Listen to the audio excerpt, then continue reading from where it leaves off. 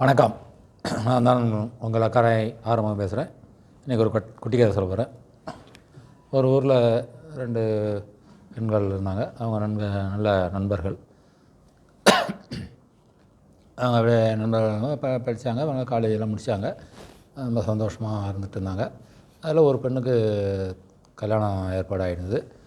உடனே கல்யாணம் ஏற்பாடானதும் கல்யாணம் பண்ணிட்டாங்க. இப்போ அவர் கல்யாணம் பண்ணி அந்த பொண்ணு கல்யாணம் பண்ணிட்டது ஒரு மளிகை கடை வச்சுருக்கிறவர்.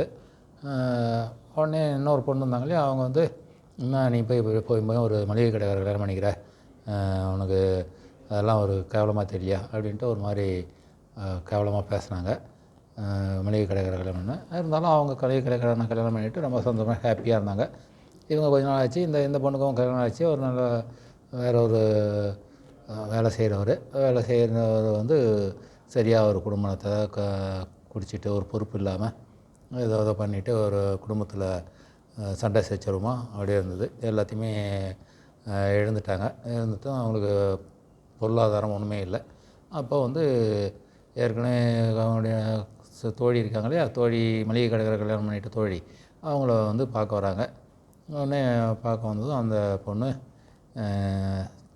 கொஞ்சம் அவங்கள நீ எனக்கு வந்து அன்றைக்கி ஏளனமாக பேசுனியே, இது மாதிரிலாம் கேவலமாக பேசுனியே, நீங்கள் மளிகை கடைக்காரர் கல்யாணம் பண்ணிட்டேன்னு, இன்றைக்கி நான் சந்தோஷமாக தான் இருக்கேன் அப்படின்ட்டு அவங்க சொன்னாங்க.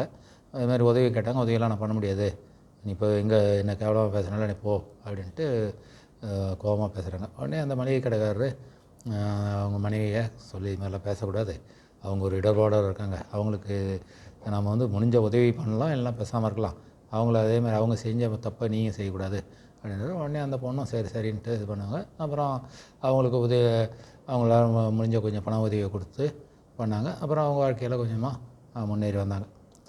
என்ன தெரியுதுன்னா, நமக்கு வந்து எதையும் ஏளனமாக சொல்லக்கூடாது. ஒரு மளிகை கடை வச்சுருக்காரு, விவசாயம் பண்ணுறாரு, கூலி வேலை செய்கிறாரு, அதுதான் ஏளனமாக பார்க்குறாரு. எதாக இருந்தாலும் நம்ம கொஞ்சம்